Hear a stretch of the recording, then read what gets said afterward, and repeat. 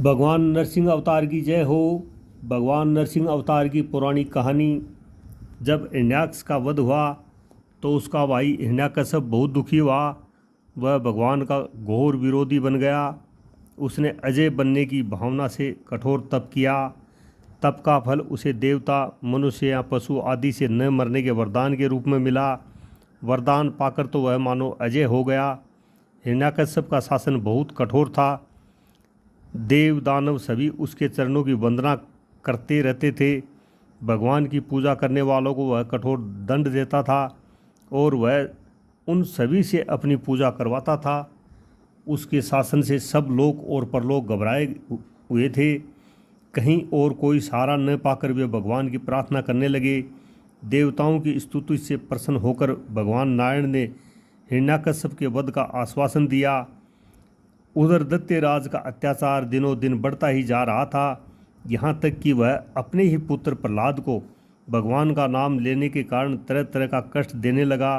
प्रहलाद बचपन से ही खेल कूद छोड़कर भगवान के ध्यान में तन्मय हो जाया करता था। वह भगवान का परम भक्त था। वह समय समय पर असुर बालकों को धर्म का उपदेश भी देता रहता था। असुर बालकों को धर्म उपदेश की बात सुनकर हिरण्याकश्यप बहुत क्रोधित हुआ। उसने प्रहलाद को दरबार में बुलाया। प्रहलाद बड़ी नम्रता से दैत्यराज के सामने खड़ा हो गया।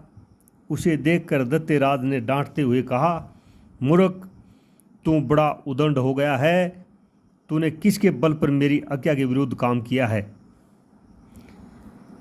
इस पर प्रहलाद ने कहा, पिताजी, ब्रह्मा से लेकर तिनके तक सब छोटे बड़े चर अचर जीवों को भगवान ने ही अपने वश में कर रखा है। वह परमेश्वर ही अपनी शक्तियों द्वारा इस विश्व की रचना, रक्षा और संहार करते हैं। आप अपना यह भाव छोड़कर अपने मन को सबके प्रति उदार बनाइए। प्रहलाद की बात को सुनकर हिरण्याकश्यप का शरीर क्रोध के मारे थर थर कांपने लगा।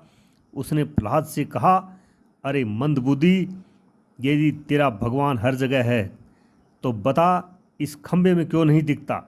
यह कहकर क्रोध से तमतमाया हुआ वह स्वयं तलवार लेकर सिंहासन से कूद पड़ा।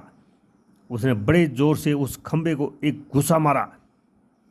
उसी समय उस खंबे के भीतर से नरसिंह भगवान प्रकट हुए। उनका आधा शरीर सिंह का और आधा मनुष्य के रूप में था। अक्षण मात्र में ही नरसिंह भगवान ने हिरण्याकश्यप को अपनी जांघों पर लेते हुए उसके सीनों को अपने नाखूनों से फाड़ दिया और उसकी जीवन लीला समाप्त कर अपने प्रिय भक्त प्रहलाद की रक्षा की। तो इस तरह से भगवान नरसिंह अवतार ने नरसिंह के रूप में अवतार लेकर के हिरण्याकश्यप को संहार किया। दोस्तों, कहानी ठीक लगी है तो शेयर करें, लाइक करें, सब्सक्राइब करें और कमेंट बॉक्स के अंदर भक्त प्रहलाद की जय हो अवश्य लिखें। जय हो भक्त प्रहलाद की।